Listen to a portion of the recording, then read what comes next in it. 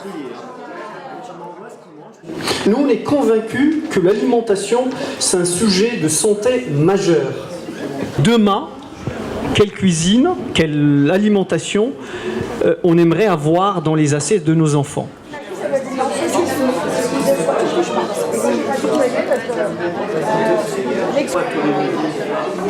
À l'école, j'ai rien trié. Je m'envoie ce qu'ils mangent tous les midis. Ne mange à tes invités. L'alimentation et la société, à savoir le droit public sur une alimentation de qualité, qu'est-ce qui fera demain que nos enfants...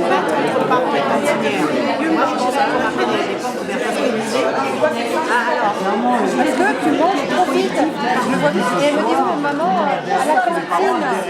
Non, c'est encore une salade. On avait pas mangé.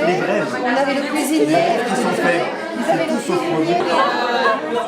C'est énorme, il faut vraiment les tâches.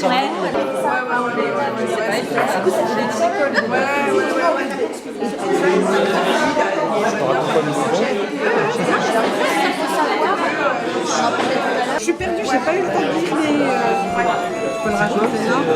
Je respecte le menu qu'on m'a propose parce qu'aujourd'hui, par exemple, ils n'ont pas mangé ce qui était écrit. La France est le pays de la gastronomie. Je pense qu'aujourd'hui, on n'en est pas à l'image ici. Comment faire apprécier la nourriture aux enfants? Donc leur faire connaître la nourriture, leur faire apprécier cette nourriture. Ensuite, la prévention de l'obésité, du diabète, des maladies cardiovasculaires. Donc effectivement, j'en reviens à ce qu'on disait tout à l'heure, éviter le sucre et le gras. Et puis, le respect des diversités. Tous les enfants ne mangent pas la même chose en fonction de leur culture, de leur goût. Donc essayer d'avoir un respect de ces diversités. Un projet de potager et un lien avec les jardins partagés aussi pourrait être très bien. Le grammage par rapport, oui on sait, c'est quelque chose qui vous tient à cœur. Bien sûr moins de viande, mais de meilleure qualité. Adapter les textures justement par rapport au niveau, donc les maternelles et les primaires. Plus de poissons labellisés, même de viande, je dirais, labellisée aussi. Plus de poissons parce que on n'en a pas assez. Des poissons gras, de l'eau, ne pas oublier l'eau. Votre cuisine, ça serait bien de se battre pour la garder et la restaurer et la faire entrer dans une politique de progrès. Et vous pouvez être là pour les mettre en contact avec des professionnels. EcoCert, Un Plus Bio, Mon Resto Responsable de la Fondation pour la Nature et l'Homme, le GAB d'Île-de-France, la FNAB. Tous ces gens-là sont là pour décortiquer les cahiers des charges, faire de l'approvisionnement local en bio. Ils sont là pour vous aider, ils font aussi des tables rondes pour éduquer les enfants. Il faut que cette cuisine rentre dans une démarche avec des professionnels comme ça. Et il y a plein d'outils pour que tout coûte moins cher. Il y a le gaspillage, les protéines végétales, la cuisson basse température. Et puis ça n'a pas de prix, la santé des enfants, la santé de la planète et la revalorisation des métiers. Et ce qu'il faut aussi, c'est l'exemple de Mouansartou, c'est travailler sur le gaspillage. Mouansartou, c'est la régie exemplaire. Vous pouvez aller voir bientôt le film en janvier Zéro Phyto, réalisé par Guillaume Baudin. Mouansartou, juste en travaillant sur le gaspillage alimentaire, ils ont pu mettre 100% de bio sans que ça soit augmenté d'1 centime.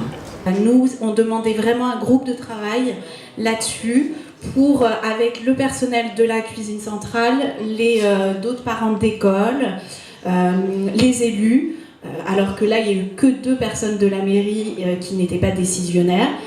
Et donc au final c'était non, le Cirisco c'est très bien, vous inquiétez pas, enfin voilà. Alors donc il n'y a vraiment pas eu une participation active de notre part et malheureusement on a été un peu pris au dépourvu là-dessus. Quel est le meilleur mode de gestion, gestion directe ou gestion déléguée au Cirisco, qui pourrait nous garantir tout ce que vous venez de dire? Je rajoute quand même 2 éléments de réflexion. Je remercie la première table de m'y avoir pensé. Je voudrais quand même dire une chose, c'est que quand on s'engage, et je l'ai dit mais en creux, mais je vais être encore plus précis, quand on s'engage au sein d'un syndicat intercommunal, et c'est presque normal, il est difficile d'en sortir. Je dirais pas irréversible, mais c'est presque ça. C'est quelque chose d'assez, voire de très engageant. Autant quand on a une cuisine directe, on peut dire ça va pas, on peut rectifier dans l'année. Autant quand on s'engage dans un syndicat intercommunal, le dit syndicat engage des investissements lourds et on sort pas comme on veut, quoi. On peut pas dire ah ça me plaît pas, la qualité y est pas, voilà. Donc il y a quand même un caractère quasi irréversible par rapport à ce choix de mode de gestion. Je rajoute un autre élément, presque en lien avec le premier. Je parlais tout à l'heure de la souveraineté, de la liberté du choix, etc. etc. C'est qu'un syndicat intercommunal, eh ben, il est géré par un conseil d'administration. Donc il y a des rapports de force dans tout conseil d'administration. Et si vous, par exemple, notre ville ou d'autres, eh ben, on voudrait une orientation pour notre cantine et pour notre cuisine centrale, enfin pour notre alimentation scolaire, eh ben, il est très difficile d'y arriver parce que, évidemment, il y a un rapport de force et vous êtes 2 ou 3 ou même 4 à vouloir que du bio, que du label rouge, que ceci, que cela, et que les autres disent non, c'est pas notre priorité, eh ben, on est mal. Voilà. Donc, il faut tenir quand même. Tout ça, je le dis pourquoi? Parce que on peut très vite être séduit en disant ah ben, et vous avez raison, ah ben ça ne peut pas être pire que ce qu'on mange aujourd'hui. Moi j'ai envie de dire oui, ça peut être vraiment pire. Ça peut être pire parce qu'il y a des choses qui n'ont pas de prix. J'ai un ami qui m'envoie des photos de ce qu'il reçoit tous les jours.